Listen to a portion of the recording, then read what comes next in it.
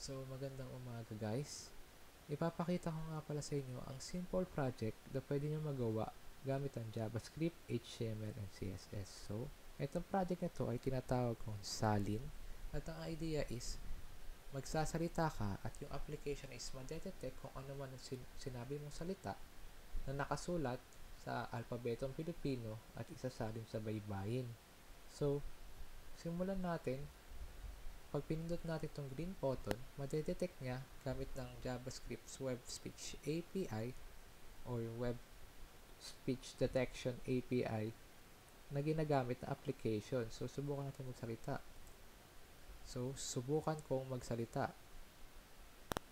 So, kung napansin niyo, na-detect nga ng application kung ano man yung sinabi ko at automatically is tinanscribe niya na patungo sa baybayin.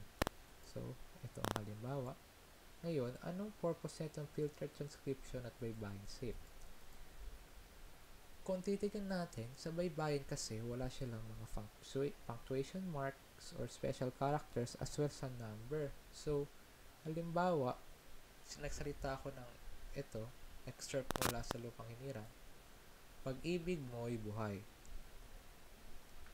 Kung napansin niyo, meron siyang single quotation dito. And alam natin sa baybayin, wala siyang single quotation. Wala siyang direct na equivalent. So, kailangan mo natin siya i-filter bago natin siya i-transcribe o isalin sa baybayin.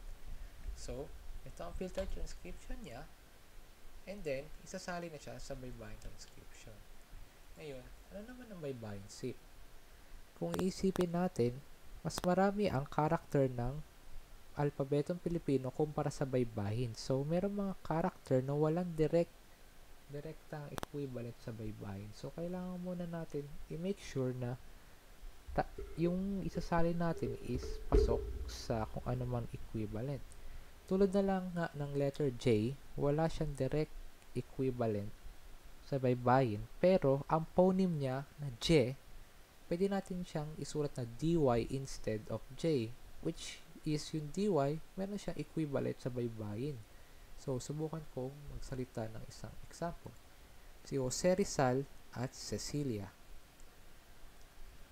Kung napansin nyo, ang Jose, hindi natin alam kung Jose ba siya o Jose. So, si user, pwede siyang pumili, Jose or Jose. So, since Jose, pipiliin ko to. Ngayon naman, paano ba to i-pronounce? Cecilia o Cecilia?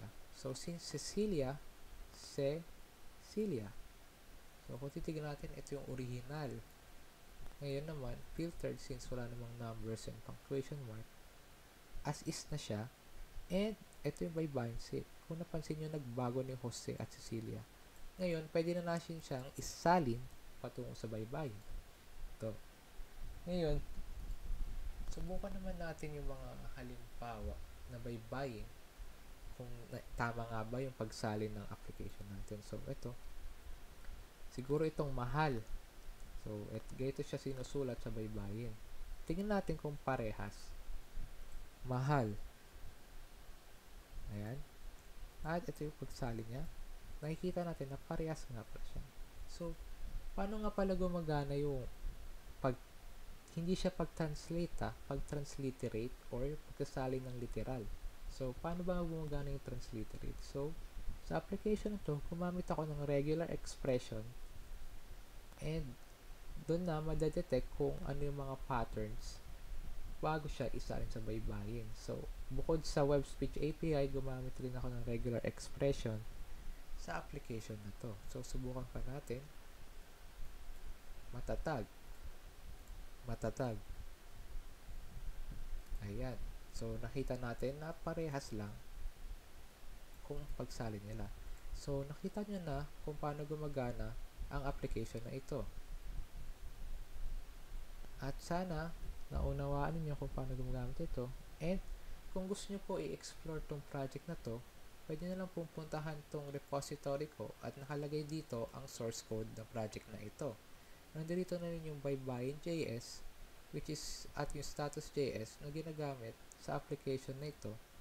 So, kung titignan ninyo, dito gumagamit ako ng regular expression and kung gusto nyo pa i-explore, punta lang kayo sa repository ko at ilalagay ko to sa aking description at pindutin nyo na lang kung gusto nyo pa i-explore. Sana nagustuhan nyo ang simpleng proyekto na ito. At yun lamang, magandang umaga sa inyo, or magandang araw, magandang gabi, and thank you sa panonood.